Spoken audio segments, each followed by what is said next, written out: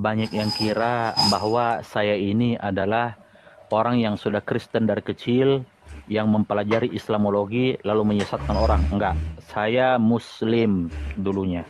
Dulu, dulu, bukan sekarang, dulu. Saya santri. Sebagai bukti bahwa saya dulunya seorang Muslim, saya akan membacakan sebuah hadis rukun Islam dan rukun iman yang mana orang Muslim pun tidak hafal. Banyak yang nggak hafal, maaf. Suatu ketika Jibril datang menghadap kepada Rasulullah, "Ya Rasulullah, akhbirni anil Islam." Ajarkan kepadaku apa itu Islam.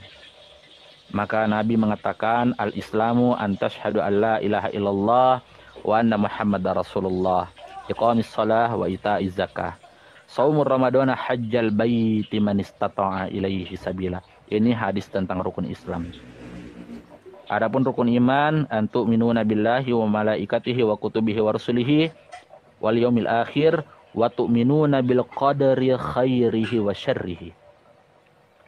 Ini bukti bahwa saya bukan muslim abal-abal dulunya, teman-teman. Dan saya perkenalkan, nama baptis saya Daniel. Ini nama saya. Saya lahir di Makassar 10 September tahun 1998. Saya asli orang Makassar. Jadi saya itu, teman-teman, saya dididik dari keluarga yang sangat kental keislamannya. Kakek saya seorang guru ngaji, seorang imam besar di salah satu masjid yang tidak perlu saya sebutkan di Makassar. Karena kalau orang tahu masjid itu, orang bakal tahu siapa kakek saya. Ya, jadi maaf Pak Bom, nggak bisa saya bongkar semua identitas di sini. Ya. Ya, nggak boleh. Penting-penting saja. Ya, yang penting-penting saja. Jadi teman-teman sekalian, saya itu untuk sekedar mengetahui bahwa di tahun 2007 saya udah nggak punya orang tua. Saya diambil anak angkat sama salah seorang kiai, atau kalau di Makassar itu disebutnya Gurutta atau Andri Gurutta di Makassar itu. Diambil sebagai seorang anak dan saya disekolahkan di salah satu pesantren yang dinaungi oleh beliau. Baik itu di Sanawiyah sampai ke Aliyah. Kemudian setahun itu mengabdi. Jadi 7 tahun saya di pondok. Kalau nggak percaya, teman-teman bisa tes saya ilmu nahwu. Ya. Ilmu sorof boleh. Ilmu mantik juga boleh. Mau disuruh menghafalkan Nadham Alfiyah Ibnu Malik boleh. Atau kitab-kitab standar akidahnya orang Islam yang di pondok-pondok itu, kitab Aqidatul Awam boleh. Itu bisa. Nah, kenapa saya murtad? Dulu, waktu di pondok itu, teman-teman sekalian, kami itu cuma diajari ajaran-ajaran yang standar. Ya, pelajaran-pelajaran yang standar. Contoh misalkan dasar-dasar bahasa Arab, usul fikih. Ya, kita juga belajar di sana yang namanya ulumul Quran, ulumul hadis. Kita belajar yang kayak gitu. Ya, kita belajar ilmu mantik, nahwu, saraf. Kita pelajari yang kayak gitu. Cuman yang menjadi masalah kemudian adalah ketika di sebuah perpustakaan kita atau kami dilarang membaca kitab-kitab tertentu. Ya, contohnya misalkan kitab Qurratul Ayun, Fathul Izar, atau ada lagi kitab pertumpahan darah kaum muslimin setelah wafatnya Nabi, misalkan itu dibahas kayak di kitab Tarikh Madinatid Dimashqi, Siyar Alam An-Nubala yang ditulis oleh Az-Zahabi, atau kitab Ma'rifatis Sahabah. Kami belajar dulu yang kayak gitu. Cuman ya itulah, ada beberapa halaman yang kita dilarang untuk membaca, dan katanya nanti baru kalian baca ketika kalian sudah melanjutkan pendidikan yang lebih tinggi. Walhasil sempat saya dapat beasiswa untuk melanjutkan kuliah di Kairo, Al-Azhar, Universitas Al-Azhar, Kairo, Mesir. Cuman ada beberapa persyaratan yang tidak bisa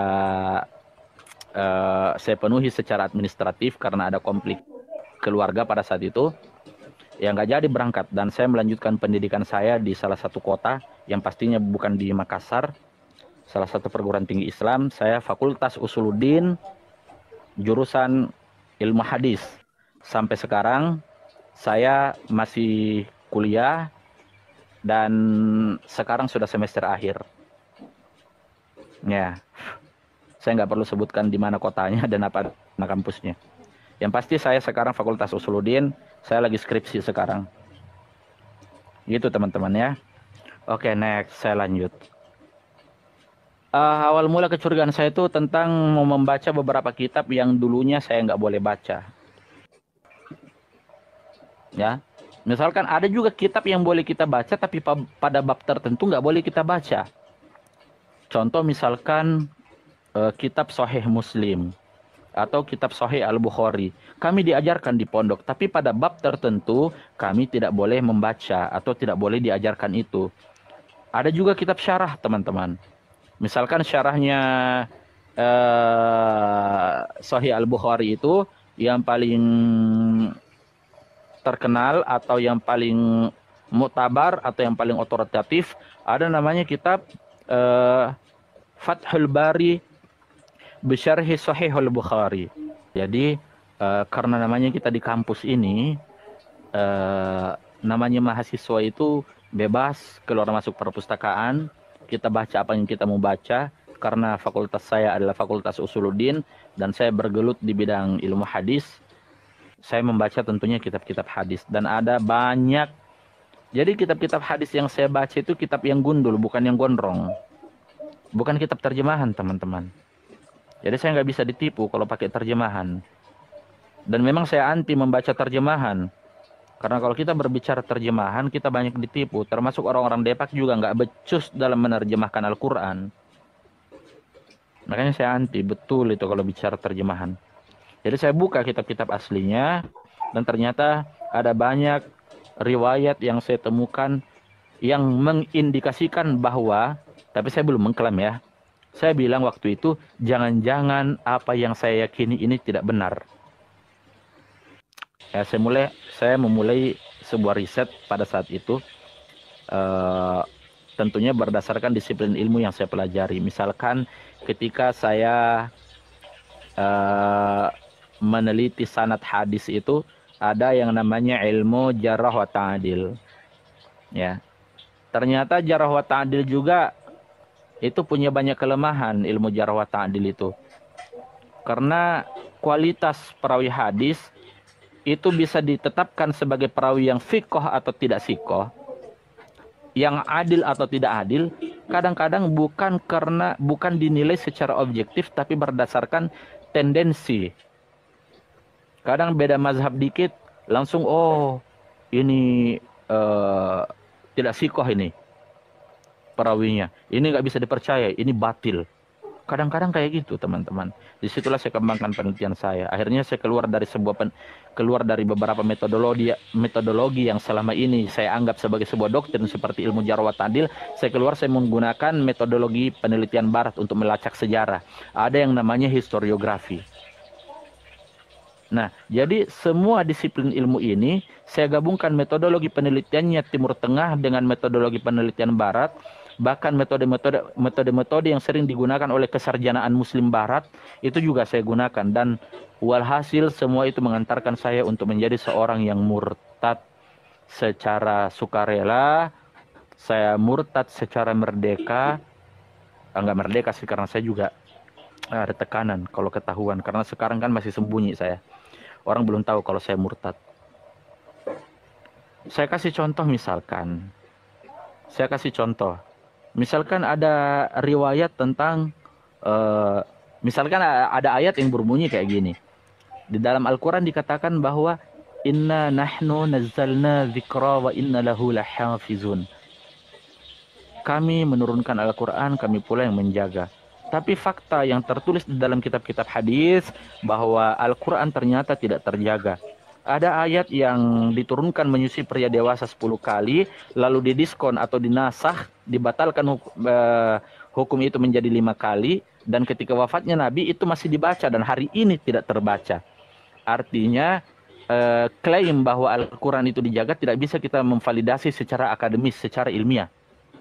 Apalagi kalau kita menggunakan kajian bedah pustaka, itu nggak bisa terkonfirmasi teman-teman. Karena nggak sesuai fakta. Itu satu. Terus belum lagi riwayat-riwayat tentang ini kebetulan yang saya teliti adalah riwayat-riwayat dari ulama-ulama Ahlus Sunnah wal Jamaah.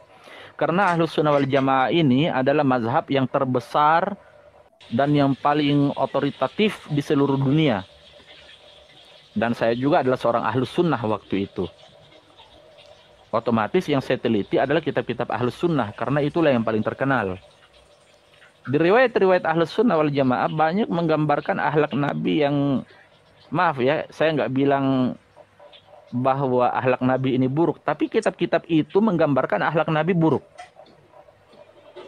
Buruk banget. Disuruh nikah sampai 4 kali, ternyata dalam riwayat itu istrinya 11 orang. Untuk seluruh kaum muslimin dan muslimat, mukmin wal mukminat yang mendengarkan kesaksian saya, sebelumnya saya minta maaf, saya tidak menista di sini. Saya nggak menista, tapi saya berbicara secara ilmiah berdasarkan penelitian saya. Saya meneliti. Saya murtad karena saya meneliti, bukan karena mimpi. Mimpi didatangi Bunda Maria lah, Tuhan Yesus lah, no. Meskipun pernah itu terjadi, tapi saya nggak bisa kayak gitu. Saya harus menguji. Oke, saya kembali. Tadi yang saya sebutkan itu hanyalah contoh. Contoh misalkan dalam surat An-Nisa dikatakan fankihu ma tawbalakum minan nisa'i mathna wa thulatha wa ruba' wa in khiftum alla ta'dilu fawahidatan sadaqallahul azim. Saya melihat bahwa ada beberapa riwayat yang menunjukkan istri Nabi itu bukan 2, bukan 3, bukan 4, tapi 11. Dan ini tercatat di dalam kitab standar kutubus sita yang paling muktabar, yaitu kitab Sahih Al-Bukhari yang ditulis oleh Abu Abdullah Muhammad bin Ismail Al-Bukhari.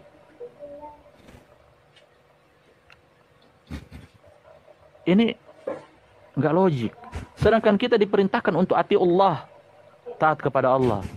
Tapi yang dijadikan sebagai uswatun hasanah wal qudwah ternyata tidak taat kepada Tuhannya. Jadi pada saat itu, ingat bukan sekarang, pada saat itu saya berpikir agama macam apa ini? Agama macam apa ini? Itu satu. Kitab sucinya tidak terjaga, bisa hilang dimakan kambing dan tidak ada sekarang. Contoh misalkan di dalam Sahih Sunan Ibnu Majah telah turun ayat tentang menyusui pria dewasa 10 kali, ayat tentang rajam lalu hilang dimakan kambing. Apa-apaan ini? Sebagai seorang akademisi, sebagai seorang intelektual, sebagai seseorang yang mempertuhankan akal, mempertuhankan ilmu pengetahuan, pada saat itu, bukan sekarang, pada saat itu saya mentuhankan ilmu pengetahuan. Itu nggak akan bisa saya terima. Akhirnya saya mulailah penelitian, saya mulai meriset, saya kumpulkan kitab-kitab, kalau dikenal dalam kaum muslimin itu disebutnya kutubus sittah. Saya kumpulkan semua itu, semua sumber, baik sumber primer maupun sumber sekunder, semua saya kumpulkan lalu saya riset di situ. Akhirnya sampailah pada suatu keputusan bahwa saya harus memilih untuk tidak meyakini agama manapun. Selama 1 tahun saya menjadi seorang ateis. Di dalam keateisan saya tidak berhenti. Saya tetap melanjutkan penelitian saya, riset saya. Akhirnya suatu ketika teman-teman, kejadian itu saya mulai menjadi ateis itu di semester 2. Ya, semester 3 dan semester, ya, jadi masuk semester 3 sampai semester 4 udah jadi ateis di situ. Jadi saya murtad di situ, tapi belum menganut agama apapun. Belum, masih jauh. Panjang perjalanan saya di situ, teman-teman. Ya. Akhirnya saya didatangi oleh orang yang dekat banget sama saya, bukan pacar ya, karena laki-laki. Dekat banget sama saya. Dia suruh saya untuk kembali meriset agar kembali kepada Al-Qur'an. Ya, kembali kepada Al-Qur'an. Baik, saya kembali meriset Al-Qur'an. eh, setelah saya meriset pada saat itu, saya ketemu dengan beberapa ayat. Ya. Jadi misalkan di dalam Al-Qur'an surat Ali Imran. Ya. Surat Ali Imran ini ayatnya 45, teman-teman. Pernah saya sampai kepada ayat itu. Karena saya meneliti Al-Quran ini bukan setengah-setengah ini. Dari ayat per ayat, dari surat per surat. Itu saya teliti dengan 12 disiplin ilmu pengetahuan. Lengkap dengan metodologi tafsirnya. Ketika saya sampai kepada surat Ali Imran ayat 45 yang berbunyi Bismillahirrahmanirrahim. Wa idh qalatil malaikatu ya Maryam innallaha yubashshiruki bikalimatin minhu ismuhul Masihu Isa bin Maryam. Perhatikan, ismuhul Masihu Isa bin Maryam wajihan fid dunya wal akhirati wa minal muqarrabin. Al-Quran surat Ali Imran ayat 45 halaman sebelah kanan baris ketiga dari bawah. Ayat itu dimulai dari bagian ujungnya. Ingatlah ketika para malaikat mengabarkan, ya. Malaikat mengabarkan kepada Maria, Bunda Maria atau Maryam, ya Maryam, wahai Maryam, innallaha, sesungguhnya Allah, yubashshiruki, memberikan kabar kepadamu, bikalimatin minhu, dengan firman-Nya. Ya. Ini pakai domir huwa. Hu di sini khitabnya kembali kepada firman yang berbunyi kalimatin. Siapa nama firman ini? Ismuhu, namanya. Ya, hu-nya di sini kembali kepada firman. Ismuhul Masih Isa bin Maryam. Dia bernama Al-Masih bin Maryam. Wajihan fid dunya wal akhirati wa minal muqarrabin. Dia terdepan di dunia dan di akhirat. Dalam kata lain, wajihan 'indallah. Saya berpikir bahwa sang Rasul akhiruz zaman yang bergelar Khatamun Nabiyyin, Sayyidul Anbiya'i wal Mursalin, Muhammadinil Mustafa, Nabi akhir zaman pun tidak bergelar, enggak disebutkan wajihan fid dunya wal akhirah. Saya di situ mulai mempertajam penelitian saya. Saya mau cari di mana ujung pencarian saya dari ayat ini. Itu saya kejar betul itu. Sampai sampai pada suatu ketika saya sampai kepada Al-Quran surat Al-Ma'idah ayat 44. Ini beruntun ini. Ya, ini dalam kondisi saya ateis. Saya berdoa, Tuhan, kalau memang kau ada, tunjukkan siapa kamu. Tapi tunjukkan jangan dalam keadaan halu. Saya nggak mau kau nongol dalam mimpi. Saya mau kau nongol secara Amin. Amin, amin. Saya bilang gitu sama Tuhan. Tuhan, kalau memang kamu ada, tunjukkan siapa kau. Tapi jangan muncul dalam mimpi. Karena kalau kau muncul dalam mimpi, saya tuduh kau sebagai setan. Meskipun kau mengaku sebagai Allah, kau mengaku sebagai Muhammad, kau mengaku sebagai Tuhan Yesus, sebagai Buddha, sebagai Bunda Maria, kau datang sebagai Siddhartha Gautama, akan saya teriaki kau setan kalau kau datang dalam mimpi. Jangan kau datang dalam mimpi. Kau muncul dalam wujud interpretasi tafsir. Muncullah dalam wujud interpretasi penelitian. Muncullah secara ilmiah. Itu doa saya kepada Tuhan. Akhirnya saya sampai kepada Al-Quran.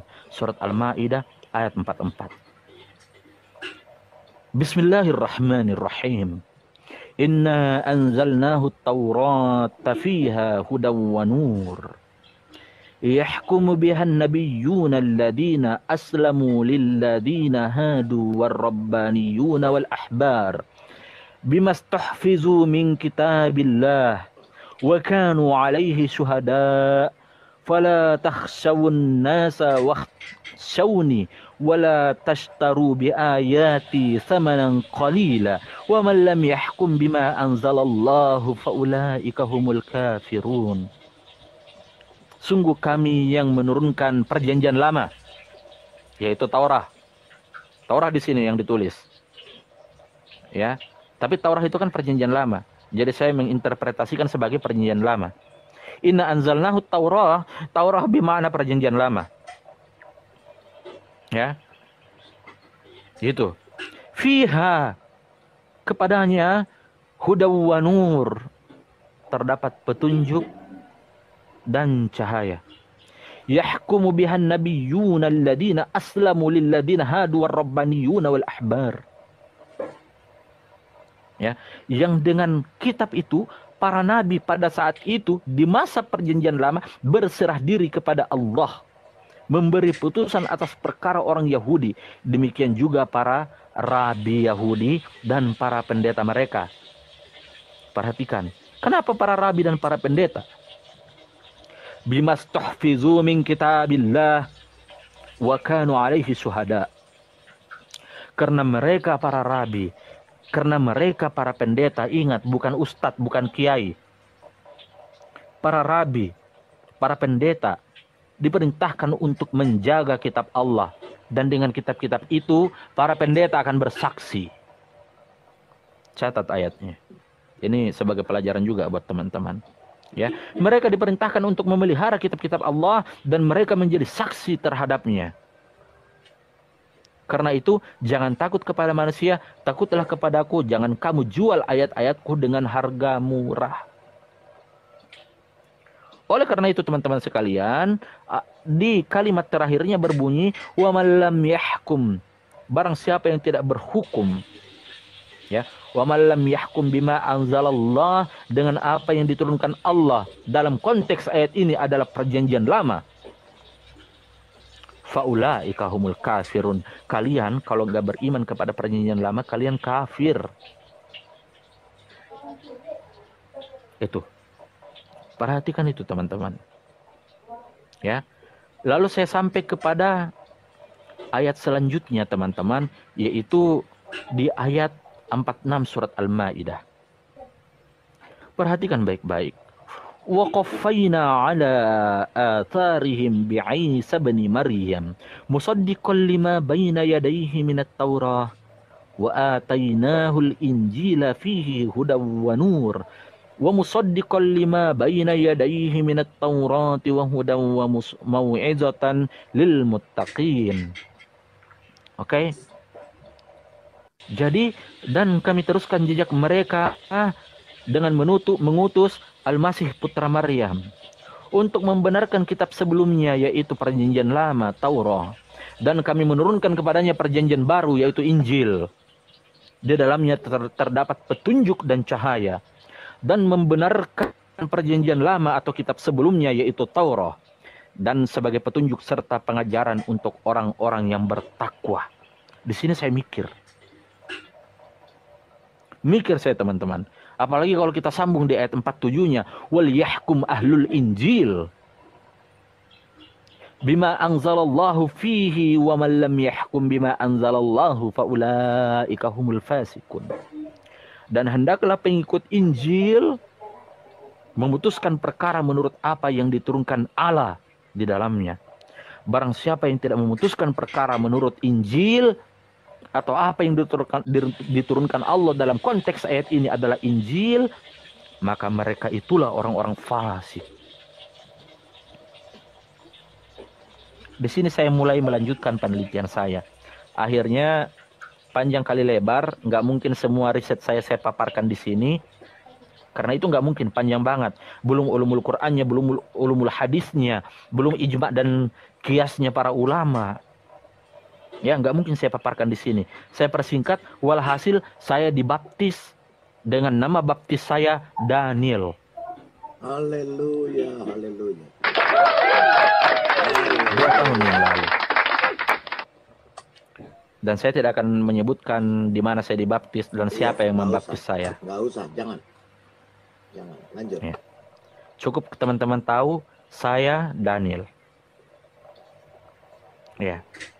Amin. Akhirnya ketika saya dibaptis, saya menyembunyikan keimanan saya di tengah komunitas karena saya tinggal di asrama. Saya punya beasiswa pada saat itu. Akhirnya ada satu kondisi di dalam ilmu psikologi agama itu, di mana ketika seseorang baru menemukan sebuah suatu entitas yang dianggap bahwa itu adalah sebuah kebenaran mutlak, kadang-kadang jiwanya itu nggak tenang. Dan saya membuat sebuah tulisan, diterbitkan di dalam jurnal kampus, dan ketika tulisan saya terbit, diputus beasiswa saya sampai hari ini. Sampai hari ini, beasiswa saya diputus. Tanpa mereka mengetahui kalau saya murtad, tapi mereka curiga bahwa saya sudah murtad. Saya tinggal di sebuah asrama tahfiz, dan saya nggak mau sebutkan itu di mana. Dan saya tidak mau tempat tinggal saya pun diputus. Ya namanya juga kita kuliah sendiri ya, nggak dibantu sama orang tua karena namanya orang tua nggak ada. Jadi saya nggak mau tempat tinggal gratis saya hilang. Cukuplah beasiswa saya yang hilang. Dan yang terjadi sama saya sampai hari ini, kalau saya mau pergi gereja, saya alasan untuk pergi jogging, pakai celana training, saya singgah di gereja di mana yang saya bisa singgah. Itu yang terjadi sama saya sekarang. Amin. Haleluya. Amin. Itu yang terjadi. Dan kadang saya jujur, saya bukan Kristen yang baik. Karena nggak setiap hari Minggu saya pergi ke gereja. Saya ke gereja kalau sanggup. Kalau nggak sanggup ya sudah saya tidur. Karena sesuatu dan lain hal. Karena kondisi yang tidak memungkinkan untuk saya bertemu Tuhan di dalam bait Allah. Di dalam rumahnya. Di dalam gereja. Seperti itu mungkin. Itu kesaksian singkat saya. Yang pasti saya murtad secara ilmiah, bukan karena halu, bukan lewat mimpi, bukan, no, dan bukan karena perkawinan atau jatuh cinta kepada perempuan, no. Terlalu murah keimanan kalau kita pindah keyakinan gara-gara lawan jenis. Terlalu murah keimanan kita ketika keimanan kita tukar dengan kemaluan perempuan atau kemaluan laki-laki. Nah, murah teman-teman. Kalian kalau ada yang mau mualaflah secara ilmiah. Dan kalian yang mau murtad secara ilmiah, jangan karena selangkangan. Ya, karena banyak Pak Bom. Ini realitas yang terjadi. Amin, betul. Lalu dia membuat kesaksian bohong, ketemu Muhammad lah, ketemu inilah, itulah. Hai, saya yang pernah ketemu yang namanya Nabi Muhammad dalam mimpi, saya yang pernah ketemu dengan namanya Tuhan Yesus dalam mimpi, belum tentu saya mau bersaksi di depan umum. Karena saya akademisi, saya mahasiswa. Apalagi sekarang mahasiswa semester akhir. Saya lagi menyusun skripsi. Saya lah mahasiswa yang dipersulit skripsinya sampai hari ini. Karena diindikasi bahwa saya murtad, meskipun mereka belum punya bukti bahwa saya murtad. Hanya karena saya cari tulisan saya yang muncul di jurnal kampus, yang mengkritisi Al-Quran dan hadis, beasiswaku diputus dan saya dicurigai murtad. Padahal memang saya murtad sih sebenarnya. Waktu saya ateis, saya sudah pernah berdialog kepada beberapa pakar seperti profesor guru-guru saya. Dan saya juga berdialog kepada teman-teman baik di media sosial maupun tidak. Tapi apa yang terjadi? Ketika saya mendiskusikan tentang takhrij hadis, saya dituduh pertama, saya dituduh liberal. Padahal saya ateis. Saya nggak ngerti apa itu Islam liberal. Yang kedua, yang paling sering ini, saya dituduh Ahmadiyah atau Syiah. Sedangkan saya nggak tahu apa itu Syiah. Tapi orang-orang menyebut saya Syiah. Padahal waktu itu saya ateis. Sampai hari ini ketika saya berbicara masih ada aja yang komen, oh itu Syiah itu. Saya nggak tahu apa itu Syiah. Syiah nabinya Muhammad, dan tiap hari saya mencaci secara ilmiah sosok yang disebut nabi tersebut. Ilmiah ya, ingat. Ilmiah, garis bawahi. Jangan sampai saya kena delik lagi. Dan saya katakan sama teman-teman, mulai dari mimbar channel yang diberkati Tuhan ini, dari mimbar TikTok yang diberkahi oleh Tuhan ini, saya katakan kepada teman-teman semua, saya siap untuk kembali menjadi mu'alaf. Saya siap. Dengan catatan satu, kalahkan saya dalam perdebatan. Kalahkan saya dalam perdebatan. Benar. Terkait ulumul Quran dan kita berikan kemuliaan bagi Tuhan Yesus. Haleluya, puji Tuhan. Terakhir saya mau sampaikan, silakan nanti kalau ada yang mau bertanya. Terakhir saya mau sampaikan bahwa apa yang saya lakukan selama ini itu hanyalah bentuk edukasi. Saya bukan mencaci. Ya, saya bukan mencaci, tapi saya hanya berbicara terkait masalah apa yang saya dapatkan di dalam penelitian saya. Ketika saya menginjili, tentunya saya menginjili bukan asal menginjili, tapi saya menginjili dengan cinta, bukan dengan kebencian. Sebagaimana yang dijelaskan di dalam 1 Korintus 16 ayat 14, lakukanlah segalanya dengan cinta. Amin. Seperti itu teman-teman. Haleluya. Di dalam 1 Korintus 13 ayat 8, kasih tidak berkesudahan, nubuat akan berakhir, bahasa roh akan berhenti, pengetahuan akan tetap lenyap. Haleluya, amin. Amin. Jadi seperti itu teman-teman. Jadi ini kesaksian singkat saya, dan saya minta maaf ketika ada teman-teman yang berharap bahwa saya memberikan kesaksian bermimpi dengan Bunda Maria atau Tuhan Yesus. Maaf, mimpi-mimpi seperti itu tidak akan saya ceritakan di depan umum, karena tidak ada satupun alat untuk memvalidasi secara ilmiah dan secara akademis. Terima kasih. Shalom. Shalom. Shalom alaikum. Yesus Amin. Yeskiel 34 ayat 15-16. Aku sendiri akan mengembalakan domba-dombaku, dan aku akan membiarkan mereka berbaring. Demikianlah firman Tuhan Allah. Yang hilang akan kucari, yang tersesat akan kubawa pulang, yang luka akan kubalut, yang sakit akan kukuatkan, serta yang gemuk dan yang kuat akan kulindungi. Aku akan mengembalakan mereka sebagaimana seharusnya.